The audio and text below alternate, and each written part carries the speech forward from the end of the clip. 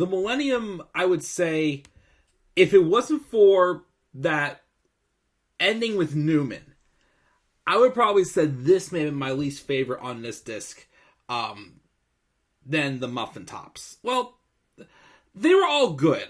I felt like, though, this one might be the least interesting one. The main reason why, though, I do enjoy this episode is solely because of that ending. With that little weird noise that Newman just makes. And it was quite hilarious. The speed dial story I also thought was quite goofy as well. Which apparently, parts of that story was referenced to a movie called The Graduates. Or The Graduate. Wait, which one it was? It was the one, let me see here. Hold on. The Graduate. Okay, yeah, The Graduate, not The Graduates. I saw that movie in my film class in college. But anyways, the main story of the Millennium is it's 1997, but yet Kramer and Newman are both already competing, preparing for their Millennium party when the new Millennium begins. That's in another 2.5 years, though. And of course, Newman's calling his one the Newmanium party. Kramer wants to store some things at Jerry's apartments, but yeah, Jerry's like, well, it's not for another 2.5 years. So most of the episode is them feuding with each other. Eventually, though, Newman does, they agree to work together, but then Newman mentions that, the only thing is that no Jerry. And, of course, Kramer, feels betrayed because Jerry's, like, his best buddy. And he's like, he can't sleep. He's looking at, like, a photo of him and Jerry that is framed on his bed and whatnot. Finally, I guess him and Newman do reach a deal where Jerry is invited at the end of the episode. But, of course, I will wait until I get to that part at the very end.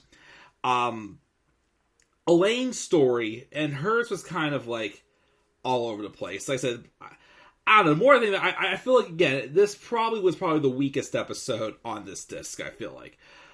Elaine's story, though, is she had bad service at this one clothing store. Because, and it is true, the lady was, basically ignoring Elaine throughout the whole debacle. The whole thing. Debacle? What the heck does that word even mean? But she said, I'll be with you in a moment. But she was just chatting. And it wasn't work related. It was just like, personal related. So, oh, how you doing? So, Elaine has every right to be upset. And Jerry talked about it in one of the inside looks on this DVD. Like, there were some characters they brought on that was just pure evil. And this was like, inconsiderate and whatnot. For no reason at all whatsoever. And this lady, of course, was. And rather than just letting it go and going somewhere else, Elaine is just going out of her way to basically, take that store down from one bad experience that she had. And I think the plan was she was going to have Kramer, pose as, a salesperson or whatnot. And he was going to go in and secretly change the price tags on several pieces of clothing. Unfortunately, though, that plan flopped because Kramer accidentally dropped his little price tag gun thing, whatever heck he had, and he broke it. So he went with Plan B, and there was that stuff that you put inside women's clothing that help keeps it in good fashion or whatnot, that he was going to remove instead. And that's called, let me double check what that's called, because I can't remember what it's called. Hang on.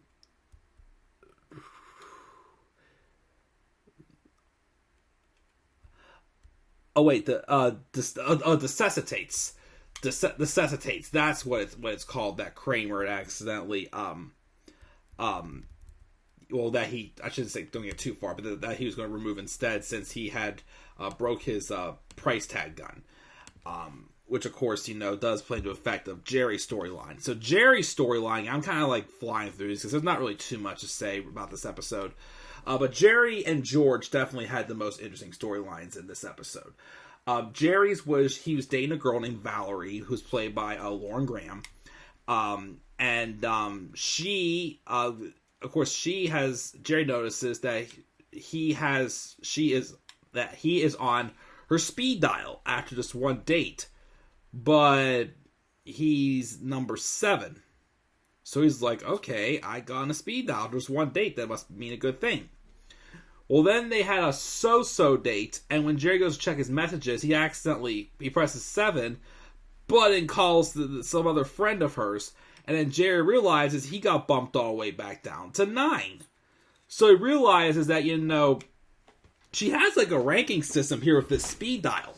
So he then has like takes her on this fabulous date, and then he gets bumped all the way back up to number 1, which he thinks is awesome until he meets her stepmom. And she is infuriated that she has been bumped off from number 1 on the speed dial. Jerry just thought it was, oh wow, she's like ranking me all over the place and whatnot.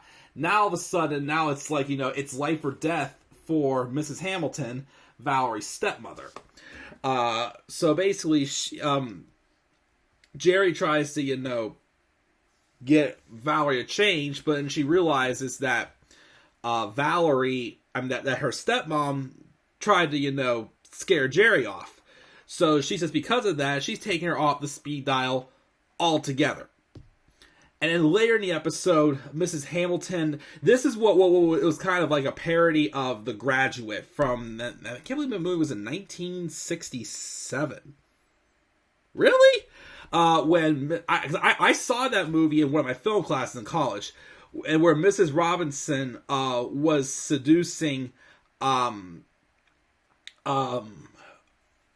this recent graduate Ben, and demands that he stop seeing her daughter Elaine, who they were getting on well, and they tried to run off at the end of the episode, but that was definitely weird. And of course, the character's name also is Mrs. Hamilton, and the lady who played, who portrayed Mr. Robinson, actually, his name was, the person who played him was Murray Hamilton, who played Mr. Robinson, basically trying to scare him off. But yeah, this is I guess Mrs. Hamilton tried to seduce Jerry, and she basically tricked him into coming over, saying that her and that him and Valerie were both coming over, but that wasn't the case. He was trying to seduce her, and he was trying to put her onto her speed dial.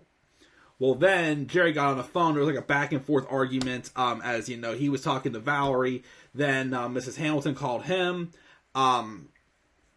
But Valerie said she'll only put her back on her speed dial if she takes Jerry off hers.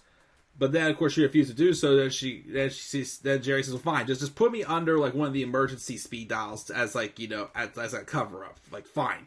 Thought nothing would happen. Well, the problem though was when Kramer was what's the word again? I can't think of anything. Let me see here. Where is it? It's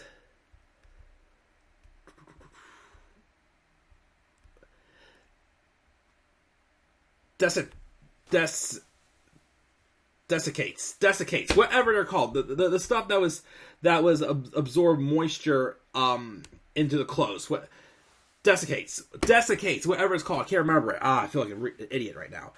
Anyways, he acts when back in that scene when he was getting ready to leave and he was returning the clothes after he realized that his plan was ruined, and Elaine says just forget it. He accidentally drops one of the desiccates into this bowl of salsa where they're allowed to have guests take chips and eat the salsa, and of course it ripped open. So it kind of like poisoned the salsa without knowing. And Mrs. Hamilton and Valerie happened to be shopping there at the same time. The reason why they had to resort to that plan also, Kramer and Elaine, was because the same lady who owned the previous store that Elaine was trying to run out of business happens to own both the Cinco de Mayo store she went to shop into instead. That Elaine basically just threw out her wallet. I threw all her money out just to, just go out of her way to run the store to the ground, which, okay, Elaine, why do you want to really, go that far with it?